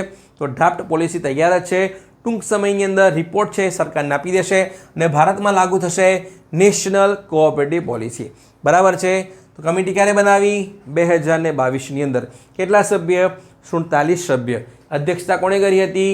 સુરેશ પ્રભુએ કરી હતી. કોણે કરી હતી? સુરેશ પ્રભુ. શોર્ટમાં લખું છું, ધ્યાન કરજો. બરાબર. ચલો પછી વાત કરીએ સહકારી યુનિવર્સિટી. તો તાજેતરની અંદર જે આપણી સંસદ છે એને બિલ પાસ કર્યું છે. ઓકે, તો એક યુનિવર્સિટી બનશે, એ છે ત્રિભુવન સહકારી યુનિવર્સિટી. કેમ કે સંસદે બિલ પારિત કર્યું છે ત્રિભુવન સહકારી યુનિવર્સિટી એક્ટ કહી શકો છો તમે, અત્યારે પારિત થઈ ગયું છે. બરાબર છે. તો એના અંતર્ગત ત્રિભુવન સહકારી યુનિવર્સિટી ક્યાં બનશે? તો એ બનશે આણંદની અંદર બનશે. બરાબર. ક્યાં બનશે? આણંદની અંદર. શું નવી બનાવવાની છે? ના, નવી નથી બનાવવાની, કેમ કે આણંદની અંદર ઓલરેડી છે institute of rural management Anand છે જ. આઈ repeat, institute of rural management Anand છે. એનું નામ કરી દીધું છે ત્રિભુવન સહકારી યુનિવર્સિટી. શું કર્યું છે? ત્રિભુવન સહકારી યુનિવર્સિટી. ઓકે, અને બીજું કે centre of excellence in rural management પણ ક્યાં બનાવવામાં આવશે? આણંદની અંદર જ બનાવવામાં આવશે. બરાબર છે. ચલો પછી વાત કરીએ સહકાર ટેક્સી. આપ જાણતા હશો કે અત્યારે ઓલા છે, ઉબર છે, રેપિડો છે, જેમ કે 2 વ્હીલર છે, 3 વ્હીલર છે, 4 વ્હીલર છે, એના માટે સરકાર પણ શું કરી રહી છે? હવે સહકાર ટેક્સી લાવી રહી છે. શું લાવી રહી છે? સહકાર ટેક્સી લાવી રહી છે. તો સરકાર એવું કહે છે કે અમે કમિશન નહીં લઈએ. જેમ કે આ જે ઓલા ઉબેર છે એ લોકો કમિશન લેતા હોય છે, તો અમે શું કરીશું? જે ડ્રાઈવર છે, આના જે સંચાલકો છે, એમને અમે ડાયરેક્ટ બેનિફિટ આપી દઈશું. અમે વચ્ચે ખાલી મીડિયેટરનું કામ કરીશું. અમે જે નફો છે એ ડાયરેક્ટ ક્યાં આપી દઈશું? જે આના સંચાલક છે, જે ચલાવતા હશે એને આપી દઈશું. બરાબર છે. તો કઈ ટેક્સી છે? સહકાર ટેક્સી શરૂ કરશે. કોણ શરૂ કરશે? મિનિસ્ટ્રી ઓફ કોઓપરેશન શરૂ કરશે, જેના મંત્રી છે અમિત શાહ. પછી વાત કરીએ ખૂબ જ મહત્વનો ક્વેશ્ચન, વાઇબ્રન્ટ વિલેજ પ્રોગ્રામ 2. તો તાજેતરની અંદર જે કેબિનેટ છે એને મંજૂરી આપી છે ભારતની અંદર વાઇબ્રન્ટ વિલેજ પ્રોગ્રામ 2 માટેની. ઓકે, તો 1 ઓલરેડી થઈ ગયો છે. યસ, 1 થઈ ગયો છે. એ નોર્ધન બોર્ડર પાસે થઈ ગયો છે. એટલે કે વાઇબ્રન્ટ વિલેજ પ્રોગ્રામ 1 અંતર્ગત જે નોર્ધન બોર્ડર છે, બરાબર છે, આપણે જે ઉત્તરી સીમા છે એની જે સરહદે રહેતા જે ગામો છે એના વિકાસ કરવાના હતા. બરાબર છે. ડેફિનેટલી થઈ ગયા છે. હવે વાત કરીએ છીએ વાઇબ્રન્ટ વિલેજ પ્રોગ્રામ 2ની. એના અંતર્ગત ઇન્ટરનેશનલ લેન્ડ બોર્ડર્સ પર જેટલા પણ વિલેજ છે, બરાબર છે, તો એનો શું કરવાનો છે? આપણે વિકાસ કરવાનો છે. કે ત્યાં બોર્ડર પર રહેતા લોકો શું કરે છે? વિકાસના અભાવે પલાયન કરીને અંદર બીજે ક્યાંય શિફ્ટ ના થાય એટલા માટે. બરાબર છે. ચલો, અને બીજો ક્વેશ્ચન કે જે વાઇબ્રન્ટ વિલેજ પ્રોગ્રામ છે એ ભારતનું કયું મંત્રાલય ચલાવે છે? તો આપને એવું થાય કે મિનિસ્ટ્રી ઓફ રૂરલ ડેવલપમેન્ટ, કેમ કે ગામની વાત છે, તો જવાબ આવશે ના. તો આનું જે નોડલ મંત્રાલય છે એ છે મિનિસ્ટ્રી ઓફ હોમ અફેર્સ, જેના મંત્રી છે અમિત શાહ. બરાબર છે. ચલો પછી વાત કરીએ બેટી બચાવો બેટી પઢાઓ. ઓકે, તો યોજના તો લોન્ચ કરી છે સરકારે 2015થી. ક્યારે લોન્ચ કરી છે? 2015થી સરકારે બેટી બચાવ બેટી પઢાઓ યોજના લોન્ચ કરી છે. તો ચર્ચામાં કેમ હતી કે તાજેતરની અંદર જે આપણા ministry of women and child development મંત્રી છે અન્નપૂર્ણા દેવી, એમને લોકસભાની અંદર પ્રશ્નકાલ દરમિયાન જવાબ આપ્યો કે આ યોજનાના કારણે ભારતની અંદર જે સેક્સ રેશિયો એટ બર્થ છે, એટલે કે જે જાતિનું જે પ્રમાણ છે એ વધ્યું છે. 2014-15ની અંદર હતું 918 ને અત્યારે 2023-24ની અંદર થઈ ગયું છે 930 થઈ ગયું છે. કોણ કહે છે? આ ministry of women and child ડેવલપમેન્ટના મંત્રી છે અન્નપૂર્ણા દેવી. એમણે શું કીધું છે? લોકસભાની અંદર પ્રશ્નકાલ દરમિયાન જવાબ આપ્યો છે. ઓકે, નેક્સ્ટ છે જેમ. આનું તમારે ફૂલ ફોર્મ ધ્યાન રાખવાનું છે. એ છે ગવર્મેન્ટ ઈ માર્કેટ પ્લેસ. આઈ રિપીટ, ફૂલ ફોર્મ ધ્યાન કરજો. ગવર્મેન્ટ ઈ માર્કેટ પ્લેસ, જેને સરકાર લોન્ચ કરે છે 2016માં. ક્યારે લોન્ચ કર્યું છે? 2016ના અંદર. કયું મંત્રાલય? Ministry of commerce and industry, જેના મંત્રી છે પિયુષ ગોયલ અત્યારે છે. બરાબર છે. ચલો, તો શું છે, શેના માટે છે? એટલે પણ જેટલી પણ આપણી ડિપાર્ટમેન્ટ છે, મિનિસ્ટ્રી છે, ચાહે રાજ્ય સરકાર હોય, કેન્દ્ર સરકાર હોય, એ જ્યારે કોઈ પણ ગુડ્સ એન્ડ સર્વિસની ખરીદી કરશે એ આ પોર્ટલ પરથી કરશે. શું કરશે? આ પોર્ટલ પરથી કરશે. અવારનવાર આના આંકડા આવતા હોય છે. બરાબર છે. પણ તમારે ફૂલ ફોર્મ ધ્યાન રાખવાનું છે અને કયા વર્ષમાં લોન્ચ કર્યું છે એ તમારે ખાસ ધ્યાન રાખવાનું છે. ઓકે, પછી છે જ્ઞાન પોસ્ટ. તો હમણાં જ જે આપણા ministry of communication Jyotiraditya Scindia છે, મંત્રીજી છે, તો એમણે એવું કીધું છે 1 મેથી ભારતની અંદર શું શરૂ થઈ જશે, દરેક પોસ્ટ ઓફિસ પર જ્ઞાન પોસ્ટ શરૂ થઈ જશે. વર્ડ પર ફોકસ કરો તમે, જ્ઞાન પોસ્ટ છે તો જ્ઞાન ક્યાંથી મળશે તમને? ડેફિનેટલી બુક્સમાંથી જ મળશે. તો બુક્સ છે, કલ્ચર હોય, સોશિયલ હોય, એજ્યુકેશનલ હોય, એમાંથી વાંચું તો જ જ્ઞાન મળશે. તો શું છે આના અંતર્ગત? તો આની અંદર આ બધી જે બુક્સ છે, જે એજ્યુકેશનલ છે, કલ્ચર છે, એની ડિલિવરી છે એફોર્ડેબલ રીતે થઈ જશે, પોસ્ટ ઓફિસના થ્રુ થઈ જશે. એટલે કે કોણ કરશે? ડિપાર્ટમેન્ટ ઓફ પોસ્ટ દ્વારા થઈ છે. બરાબર છે. પણ તમને પૂછાશે કે કયું ઇનિશિયેટિવ શરૂ કર્યું છે, તો તમારો જવાબ છે જ્ઞાન પોસ્ટ છે. કયું છે? જ્ઞાન પોસ્ટ શરૂ કરી છે. કયા મંત્રાલયે? મિનિસ્ટ્રી ઓફ કમ્યુનિકેશન, જેના મંત્રી છે જ્યોતિરાદિત્ય સિંધિયા. નેક્સ્ટ છે ઇન્ડિયા એઆઈ મિશન. તો હવે એઆઈનો યુગ છે તો ડેફિનેટલી આપણે પણ એઆઈમાં આગળ આવવું પડશે. તો એના અંતર્ગત ભારત સરકારે લોન્ચ કરેલું છે ઇન્ડિયા એઆઈ મિશન. ઓકે, તો ભારત સરકારે બેંગ્લોરની એક સ્ટાર્ટઅપ કંપની છે એને એવું કીધું છે કે અમે તમને ફંડિંગ આપવા તૈયાર છીએ અને ભારત સરકાર તમને બધી રીતે મદદ કરશે. પણ તમે શું કરી આપો અમને? શું કરી આપો તમે? કે તમે અમને જે ડીપસીક છે, જે ચાઇનાનું એઆઈ મોડેલ છે, એના કરતાં પણ લો કોસ્ટની અંદર તમે અમને શું બનાવી આપો? ભારતનું ઇન્ડિજિનસ એટલે કે સ્વદેશી એઆઈ મોડેલ બનાવી આપો. બરાબર છે. ચલો, તો કઈ કંપની બનાવશે? એ બનાવશે સર્વમ એઆઈ. કઈ બનાવશે? સર્વમ એઆઈ. તો ક્યાંની છે આ કંપની? આ છે એ બેંગ્લોરનું સ્ટાર્ટઅપ છે. બરાબર છે. તો એઆઈનું ફૂલ ફોર્મ શું છે? Artificial intelligence. કેમ કહી રહ્યો છું? કેમ કે પીએસઆઈમાં પણ ક્વેશ્ચન હતો. બરાબર છે. તો મોડેલ કયું બનાવશે? એ બનાવશે એઆઈ મોડેલ. કઈ લેંગ્વેજ? Large language model. એને કહેવામાં આવે છે LLM એટલે કે લાર્જ લેંગ્વેજ મોડેલ બનાવશે.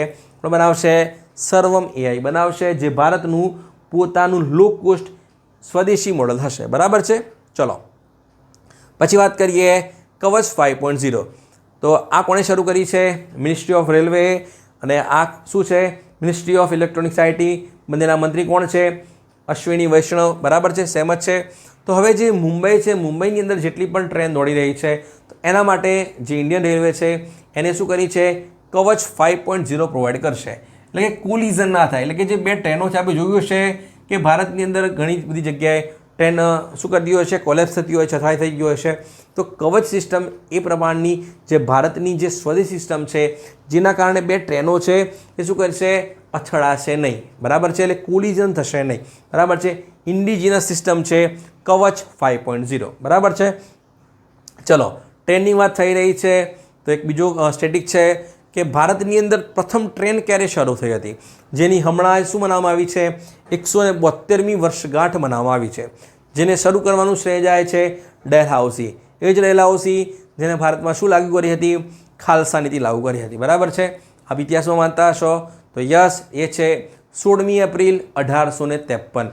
ક્યાંથી ક્યાં? બોરીબંદરથી થાને. ભારતની પ્રથમ ટ્રેન, જેને કેટલા વર્ષ થઈ ગયા છે? 172 વર્ષ થઈ ગયા છે. ઓકે, ચલો, પછી વાત કરીએ મલ્ટી મોડલ લોજિસ્ટિક પાર્ક.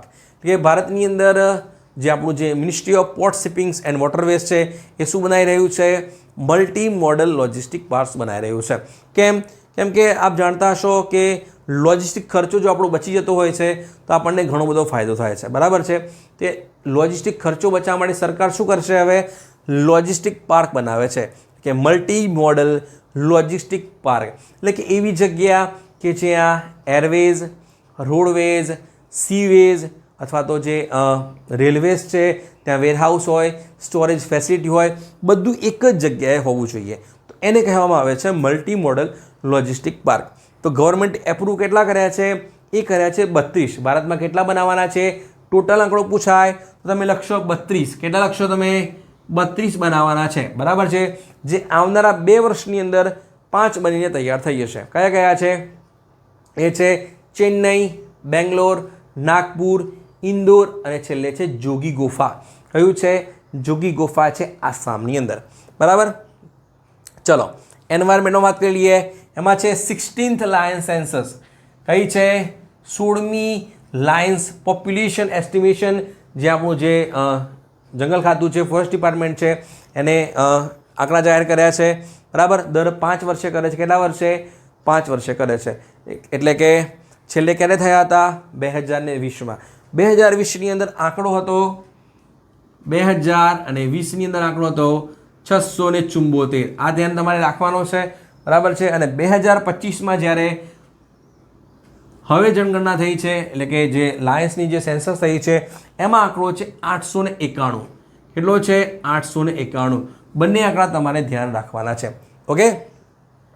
આમ તો એશિયાટિક લાયન માત્ર ગાંડી ગીરમાં જ મળતા હોય છે. આપ ગયેલા છો ડેફિનેટલી, બરાબર. આંકડો તમારે ખાસ ધ્યાન રાખવાનો છે, બરાબર. પછી વાત કરીએ IBCA હેડક્વાર્ટર.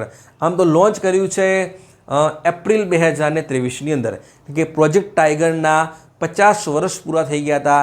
એના ઉપલક્ષની અંદર 2023 એપ્રિલ મહિનાની અંદર મોદીજી લોન્ચ કરે છે IBCA. શું લોન્ચ કરે છે? IBCA એટલે કે international big cat alliance launch કરે છે. ઓકે, આઈ રિપીટ, ફૂલ ફોર્મ ધ્યાન રાખો, ઇન્ટરનેશનલ બિગ કેટ અલાયન્સ. પણ મેં તમને કીધું 2023માં લોન્ચ કર્યું હતું. તો અત્યારે હેડક્વાર્ટર કેમ? કેમ કે હવે ફાઇનલાઇઝ થઈ ગયું છે કે આનું જે હેડક્વાર્ટર છે એ ભારતમાં જ બનશે. ક્યાં બનશે? ભારતની અંદર જ બનશે. Okay okay. જ્યાંનું એસ્ટાબ્લિશ થયું છે ત્યાંનું નક્કી જ હતું કે ભારતમાં બનશે, પણ હવે ફાઇનલાઇઝ થઈ ગયું છે, એગ્રીમેન્ટ થઈ ગયા છે, બરાબર છે. ચલો, હવે IBCA એટલે કે ઇન્ટરનેશનલ બિગ કેટ અલાયન્સ, એના અંતર્ગત કેટલી પ્રજાતિની બિલાડીઓ આવશે? એ આવશે 7. કેટલી આવશે? 7. આમ તો બિલાડી જ કહેવાય, બિગ કેટ એટલે બિલાડી પ્રજાતિના જ પ્રાણીઓ છે. તો કયા કયા ભારતમાં મળે છે અને કયા ભારતમાં નથી મળતા? ઓકે, તો પહેલાં 7 કયા છે ધ્યાન રાખો. કયા છે? Tiger, lion, leopard, snow leopard, puma, jaguar અને cheetah. I repeat, tiger, lion, leopard, snow leopard, puma, jaguar અને ચીતા. ઓકે, તો જે શરૂઆતના 4 છે, tiger, lion, leopard, snow leopard, એ ભારતમાં છે જ, બરાબર છે. પુમા અને જેગુઆર અત્યાર સુધી ભારતમાં નથી, પણ ચીતા છે એ ભારતમાં નહોતા. ઓકે, ત્યાંના એ વિલુપ્ત છે. એટલે કે ભારતના જંગલમાંથી કયું પ્રાણી વિલુપ્ત થયેલું છે? તો એનો જવાબ આવશે ચીતા આવશે. ગુજરાતના જંગલોમાંથી કયું પ્રાણી વિલુપ્ત થયેલું છે? તો એનો જવાબ આવે છે વાઘ આવે છે, બરાબર છે. જે GCRTમાં માનતા હશો. હવે વાત કરીએ ચીતાની, વાત કરીએ છીએ. તો ચીતા આપણે ક્યાંથી લાવ્યા હતા? સાઉથ આફ્રિકા, નામીબિયા, કેન્યા અને હવે લાવીશું આપણે બુટ્સવાણાથી લાવવાના છે, બરાબર છે. ચલો, તો એ કઈ જગ્યાએ આપણે એસ્ટાબ્લિશ કરીએ છીએ? એ કરીએ છીએ કુનો નેશનલ પાર્ક, મધ્યપ્રદેશની અંદર. હવે ત્યાં એનું જે હેબિટેટ છે, એ ત્યાંનું જે વાતાવરણ છે, કેટલાક ચિત્તાઓને અનુકૂળ નથી આવતું. તો કેટલાક ચિત્તાઓનું શું થતું હોય છે? મૃત્યુ થતું હોય છે. એને શિફ્ટ કરવાના છે હવે ક્યાં? એટલે કે ચિત્તાનું જે બીજું હેબિટેટ છે એ બનશે ગાંધીસાગર વાઇલ્ડલાઇફ સેન્ચ્યુરી. કઈ જગ્યાએ? ગાંધીસાગર વાઇલ્ડલાઇફ સેન્ચ્યુરી. ઓલરેડી ત્યાંના જે મુખ્યમંત્રી છે મોહન યાદવ, એમને શિફ્ટ પણ કરી દીધા છે. અને ત્રીજું પણ બનવા જઈ રહ્યું છે, એ છે વિરાંગના દુર્ગાવતી ટાઈગર રિઝર્વ. એ પણ ક્યાં છે? મધ્યપ્રદેશની અંદર છે. હવેના જે ચિત્તા શિફ્ટ થશે એ ગાંધીસાગર વાઇલ્ડલાઇફ સેન્ચ્યુરીમાં થશે. અને બીજા ક્યાં જશે? વિરાંગના દુર્ગાવતી ટાઈગર રિઝર્વ, જે મધ્યપ્રદેશની અંદર છે, બરાબર છે. ચલો, ઓકે, ચલો, કઈ જગ્યાએ? ગાંધીસાગર વાઇલ્ડલાઇફ સેન્ચ્યુરી અને વિરાંગના દુર્ગાવતી ટાઈગર રિઝર્વ, બરાબર છે. બંને ક્યાં છે? મધ્યપ્રદેશની અંદર છે. પછી વાત કરીએ, એક પ્રોજેક્ટ છે. ચલો, તમને પહેલાં ક્વેશ્ચન કહી દો. ક્વેશ્ચન શું પૂછાશે? તમને પૂછાશે કે તાજેતરમાં ભારતે કયા પક્ષીને આર્ટિફિશિયલ ઇન્સેમિનેશન દ્વારા પેદા કર્યું છે? આમ કરનારો ભારત દુનિયાનો પ્રથમ દેશ બન્યો છે. આઈ રિપીટ, કે ભારતે તાજેતરમાં કયા પક્ષીને આર્ટિફિશિયલ ઇન્સેમિનેશન દ્વારા પેદા કર્યું છે? આમ કરનારો ભારત છે એ દુનિયાનો પ્રથમ દેશ બન્યો છે. તો એ છે ગ્રેટ ઇન્ડિયન બસ્ટર્ડ. કયો છે? Great Indian bastard. કે ભારત સરકાર પ્રોજેક્ટ ચલાવે છે ગ્રેટ ઇન્ડિયન બસ્ટર્ડ. એના નીચે પેદા કર્યું છે આપણે. શું કર્યું છે? ગ્રેટ ઇન્ડિયન બસ્ટર્ડનું ચીક પેદા કર્યું છે. 2025માં કેટલા કર્યા છે? ટોટલ 11 કર્યા છે. ઓકે, કેટલા કર્યા છે? 11 બચ્ચા પેદા કરી દીધા છે, બરાબર છે. ચલો, પછી છે લેન્ડ રિસ્ટોરેશન પાર્ટનરશિપ. આપને પ્રશ્ન પૂછાય કે તાજેતરની અંદર કયા ગ્રુપના દેશો દ્વારા લેન્ડ રિસ્ટોરેશન પાર્ટનરશિપ શરૂ કરવામાં આવી છે? ઓપ્શનમાં જવાબ હશે G7, બરાબર છે, SCO કન્ટ્રીઝ, આસિયાન કન્ટ્રીઝ અને બ્રિક્સ નેશન. ઓકે, તો જવાબ શું આવશે? તમે માર્ક કરશો બ્રિક્સ કન્ટ્રીઝ. શું કરશો? BRICS countries. ઓકે, 10મો દેશ કયો બન્યો છે? ઇન્ડોનેશિયા બન્યો છે. કયો બન્યો છે? ઇન્ડોનેશિયા 10મો ફાઇનલ બની ગયો છે.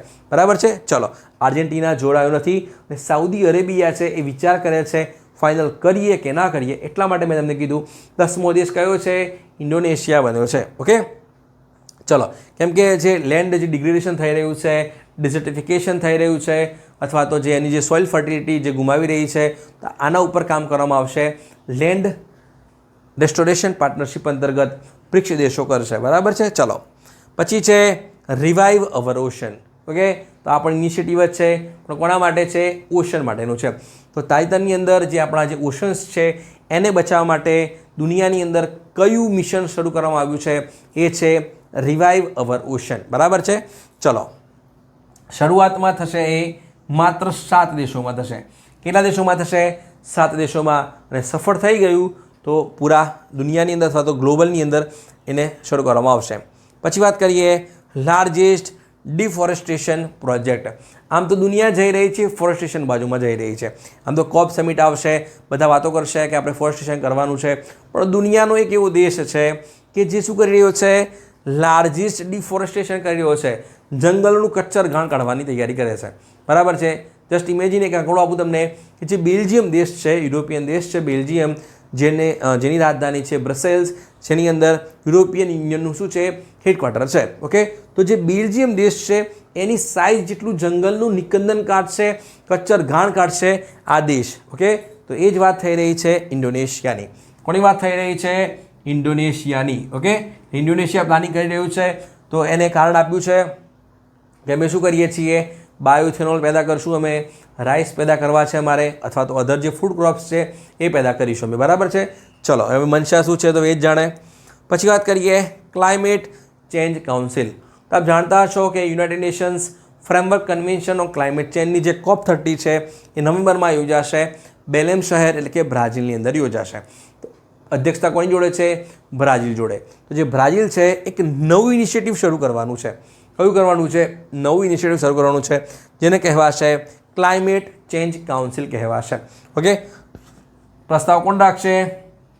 બ્રાઝિલ રાખશે. બરાબર છે. ચલો, પછી છેલ્લે છે સિમલીપલ નેશનલ પાર્ક. ઓકે, આમ તો ટાઈગર રિઝર્વ હતો, તો ભારતનો કેટલામો નેશનલ પાર્ક બન્યો છે? તો જે સિમલીપલ નેશનલ પાર્ક છે એ ભારતનો 107મો નેશનલ પાર્ક બન્યો છે. ઓકે, તો કઈ જગ્યાએ છે? એ છે ઓડિશાની અંદર. ક્યાં છે? ઓડિશાની અંદર છે. તો ઓડિશાનો કેટલા નંબરનો બન્યો છે? ઓડિશાનો 2જા નંબરનો બન્યો છે. ઓકે, તો પહેલો કયો છે?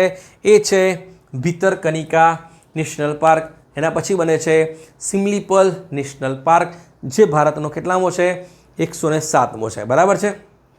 ચલો, આ હતું આપણું એપ્રિલ મહિનાનું કરંટ અફેર્સ. આશા રાખું કે આપને વિડીયો જરૂરથી પસંદ આવશે.